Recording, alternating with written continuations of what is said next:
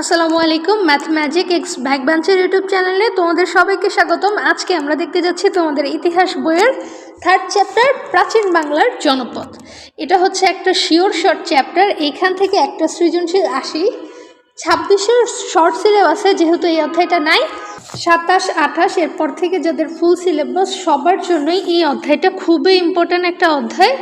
এই অধ্যায় থেকে একটা সৃজনশীল প্রত্যেক বছর থাকে। তো আমরা চেষ্টা করব খুবই অল্প সময়ের মধ্যে এবং একটা ক্লাসের মধ্যে এই অধ্যায়ের A to Z যা আছে সব আমরা শেষ করে ফেলবো ইনশাআল্লাহ।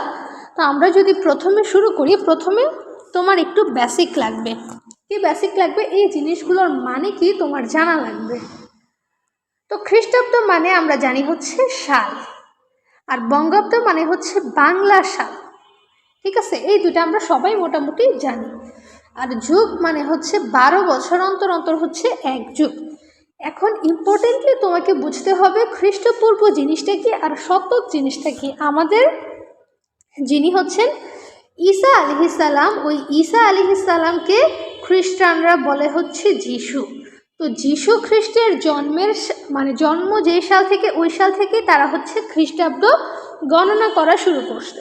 তো খ্রিস্টপূর্ব মানে হচ্ছে যে ঈসা আলাইহিসসালাম বা যিশুর জন্মের আগে। তার মানে তোমাকে যদি বলে যে খ্রিস্টপূর্ব 326, তার মানে হচ্ছে ঈসা আলাইহিসসালামের জন্মের 326 বছর আগে। এখন তোমাকে একটু ভালোভাবে বুঝতে হবে শতক জিনিসটা কি। আগে তোমাকে দেখা লাগবে শতকের ক্যালকুলেশন কি। তো এখন আমাদের চলতেছে হচ্ছে 2026। তোমার কাজ হচ্ছে প্রথমের এই সংখ্যার সাথে 1 যোগ করা। 1 যোগ করলে হয় হচ্ছে 21। তার মানে আমরা বর্তমানে আসি হচ্ছে 21 শতকে। তাহলে শতকের থেকে সাল কিভাবে যাবা? এখান থেকে তুমি 1 মাইনাস করবা। তার মানে 2000 থেকে 2099 পর্যন্ত হচ্ছে তোমার এই 21 শতক। তার মানে যদি তোমাকে প্রশ্ন বলে সপ্তম শতক, তার মানে তুমি ভাববা 600 থেকে 699 সাল পর্যন্ত। যদি 3 অক্ষরের সালগুলো হয় তাহলে আগে একটা শূন্য কল্পনা করে এটার সাথে 1 যোগ করে তুমি শতক করবা। বুঝে গেছে? তো এতটুকু বেসিক আমাদের লাগবে। তো প্রথমে কি আছে? প্রথমে এই কয়েকটা হচ্ছে তোমার ধারণা আছে বিজ্ঞানীদের। প্রথমে কি বলছে? প্রাচীন যুগ কোন সময় থেকে কোন সময়? খ্রিস্টপূর্ব 5 শতক। তার মানে ঈসা আলাইহিসসালামের জন্মের 400 বছর আগে। পঞ্চম শতক মানে 400 বছর থেকে 13 শতক পর্যন্ত হচ্ছে প্রাচীন যুগ। এই 13 শতক মানে কি 1200 সাল। 1204 সালে যে ইখতিয়ারউদ্দিন মোহাম্মদ বিন বখতিয়ার খলজি বাংলায় শাসন নেয়, তার আগ পর্যন্ত সময়টা হচ্ছে আমাদের প্রাচীন যুগ। এই প্রাচীন যুগে আবার দুইটা ভাগ করে। কি কি? একটা হচ্ছে আদি ঐতিহাসিক যুগ আর একটা হচ্ছে প্রাক মধ্যযুগ। তার মানে খ্রিস্টপূর্ব 5 শতক থেকে 6 শতক, খ্রিস্টীয় 6 শতক মানে 500 সাল, এইটারে ধরা হয় হচ্ছে আদি ঐতিহাসিক যুগ। আর প্রাক মধ্যযুগ হচ্ছে 7ম শতক থেকে 13 শতক পর্যন্ত। তারপর তোমাদের এখানে কিছু এমসিকিউ এর জন্য প্রশ্ন দেওয়া আছে যে বাংলাদেশের মূল নদ নদী কোনটা? পদ্মা, যমুনা, ব্রহ্মপুত্র, মেঘনা, তিস্তা আর হচ্ছে করতোয়া। আর এই যে আমাদের বাংলাদেশের আবহাওয়া, এই আবহাওয়াটা হচ্ছে নাতিশীতোষ্ণ, মানে না শীত না উষ্ণ, মানে না শীত না গরম, এর মাঝামাঝি একটা অবস্থা। এখানে একটা জিনিস বলছে যে বাংলাদেশের চারপাশে কারা কারা আছে। এই যে এটা ধরো হচ্ছে বাংলাদেশ, এটা উত্তর সাইড, এটা দক্ষিণ সাইড, এটা পূর্ব, এটা পশ্চিম। বাংলাদেশের উত্তরে আছে হচ্ছে হিমালয় পর্বত, দক্ষিণে আছে হচ্ছে বঙ্গোপসাগর। তারপর এই দক্ষিণ পূর্ব সাইডে আছে হচ্ছে মিয়ানমার, আর বাকি সাইড দিয়ে ঘিরে রাখছে হচ্ছে আমাদের ভারত। তারপরে আমাদের প্রথম স্লাইড ক্লিয়ার। পরে আমরা যাই, পরে আমাদের প্রথম জনপদটা হচ্ছে গৌড়। আমাদের প্রথমে একটু জানা লাগবে যে জনপদ জিনিসটা কি। তুমি সহজভাবে মনে রাখো যে জনপদ মানে হচ্ছে ছোট ছোট অঞ্চলে যে মানুষদের বসতি, ওই অঞ্চলটাকেই জনপদ বলা হয়। তাহলে প্রথমে আমাদের জনপদ হচ্ছে গৌড়। তো এই গৌড় নামটা আমাদের অনেক সিমিলার লাগতেছে না? কিসের সাথে? ওই যে আমরা চতুর্থ অধ্যায়ে যারা পড়ছো তারা কি দেখছো যে এই গৌর এখানে হচ্ছে শশাঙ্ক গৌর হচ্ছে প্রতিষ্ঠা করে, গৌড়ের প্রতিষ্ঠাতা। তাইলে এই গৌড়ের সাথে শশাঙ্ক রিলেটিভিটি আছে।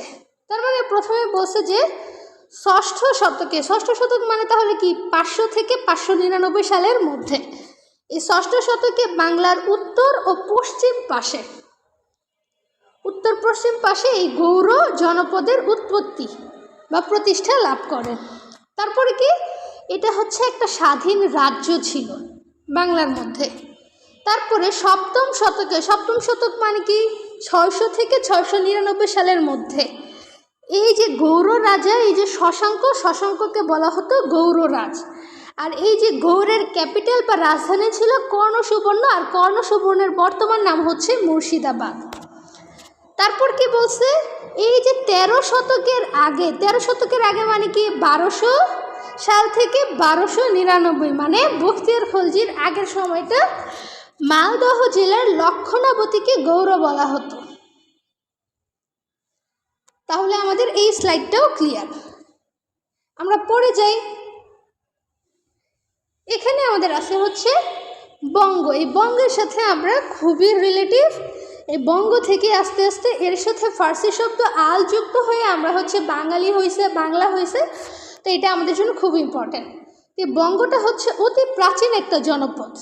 তার মানে তোমার যদি উদ্দীপকে ক্লু থাকে সবচেয়ে প্রাচীন জনপদ কোনটা, বা উদ্দীপকে বলে যে মারিয়া একটি জনপদ নিয়ে পড়তেছিল, ওই জনপদটা হচ্ছে সবচেয়ে প্রাচীন, তাহলে ওইটার অ্যান্সার হবে হচ্ছে বঙ্গ।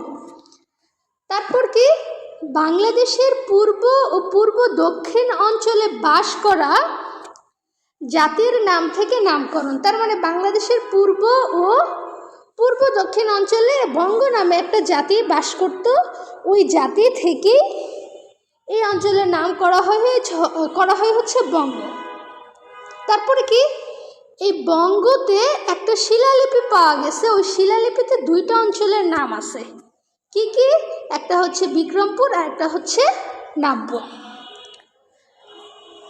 এখন এইটা কোন কোন জায়গায় বিস্তৃত হয়েছিল এই বঙ্গ জনপদটা? ঢাকা, ময়মনসিংহ, ফরিদপুর, বাখেরগঞ্জ আর হচ্ছে পটুয়াখালী।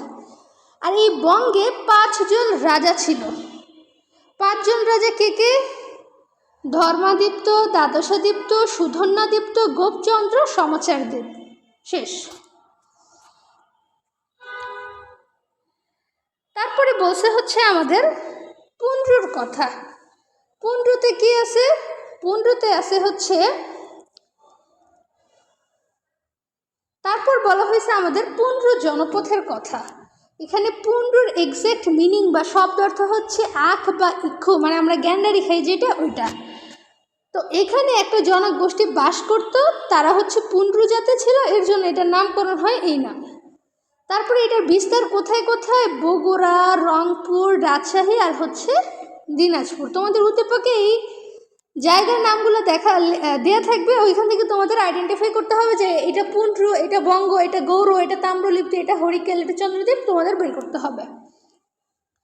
তো এই পুণ্ড্রর ক্যাপিটাল বা রাজধানী ছিল হচ্ছে পুণ্ড্রনগর, যেটা পরে মহাস্থানগড় বলে চিহ্নিত হয়। তারপরে এইটা হচ্ছে সবচেয়ে সমৃদ্ধ নগর সভ্যতা, মানে সবচেয়ে উন্নত, সব দিক দিয়ে ফ্যাসিলিটি উন্নত মানের ছিল। তার মানে এইটাও তোমার একটা উদ্দীপকের ক্লু। তার মানে তোমাকে যদি বলে অমুক ব্যক্তি জনপদ নিয়ে পড়তেছিল, সে সবচেয়ে সমৃদ্ধ নগর সভ্যতা সম্পন্ন জনপদ নিয়ে পড়তেছে, তো ওই জনপদের নাম কি? তখন এটা হবে পুণ্ড্র। তারপর এখানে পাথরের চাকতিতে খোদাই করা লিপি পাওয়া গেছে। এই লিপিটার নাম দেওয়া হয়েছে মহাস্থানগড়ের ব্রাহ্ম লিপি। আর এইটাই হচ্ছে সবচেয়ে প্রাচীনতম শিলালিপি, বিজ্ঞানীরা ধারণা করে। তারপরে আমাদের আরেকটা ছোট জনপদ হচ্ছে হরিকেল। এই হরিকেলটার বিস্তার হচ্ছে সপ্তম অষ্টম শতক। সপ্তম শতক মানে কি? সপ্তম শতক মানে হচ্ছে 600 সাল, আর অষ্টম মানে হচ্ছে 700 সাল থেকে দশম এবং 11 শতক পর্যন্ত এইটার হচ্ছে বিস্তৃতি ছিল, ধারণা করা হয়। আর এটা হচ্ছে বাংলার পূর্ব প্রান্তে, আর এইটার বিস্তার হচ্ছে আধুনিক সিলেট থেকে চট্টগ্রাম পর্যন্ত।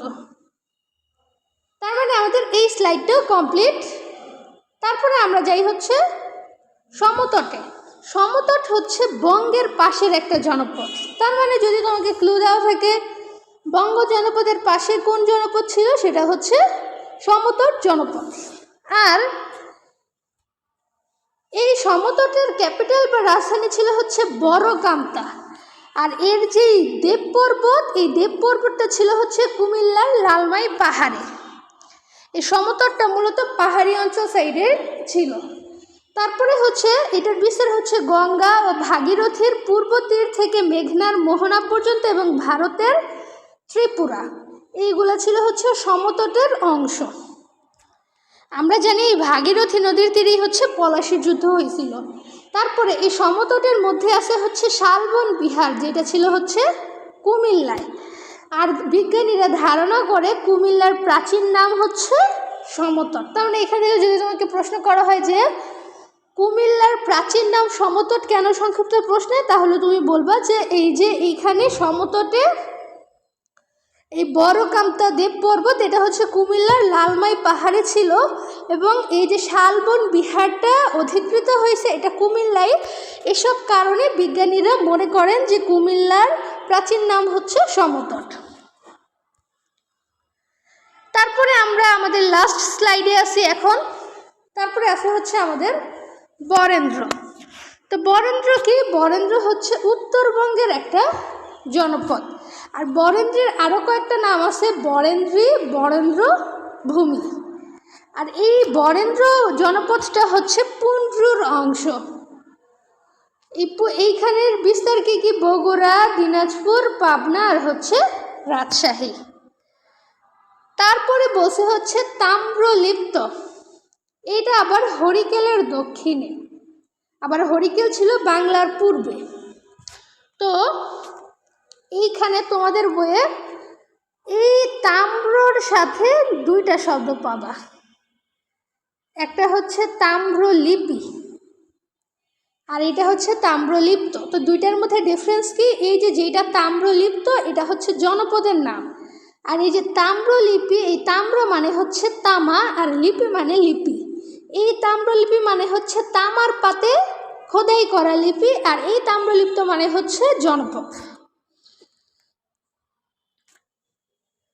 তো এই তাম্রলিপ্ততে গেলে কি দেখা যায় যে হরিকেলে দক্ষিণে তাম্রলিপ্তর অবস্থান। এর প্রাণ কেন্দ্র বা মূল ভূখণ্ড ছিল হচ্ছে মেদিনীপুর জেলার তমলুকে। আর সপ্তম শতক থেকে এটা দলভুক্তি নামে পরিচিতি লাভ করে। তাহলে সপ্তম শতক মানে কি? 600 থেকে 699 সাল পর্যন্ত। তারপর আমাদের শেষ জনপদটা হচ্ছে চন্দ্রদ্বীপ। এই চন্দ্রদ্বীপটা হচ্ছে একটা ক্ষুদ্র জনপদ। আর এই জনপদের প্রাণকেন্দ্র বা মূল ভূখণ্ড ছিল হচ্ছে বাংলাদেশের বরিশাল। আর বালেশ্বর ও মেঘনা নদীর মধ্যবর্তী স্থানে হচ্ছে এই চন্দ্রদ্বীপ জনপদটার অবস্থান ছিল। অ্যারাউন্ড 10 থেকে 12 মিনিটের মধ্যে আমাদের এই 3rd চ্যাপ্টারটা শেষ।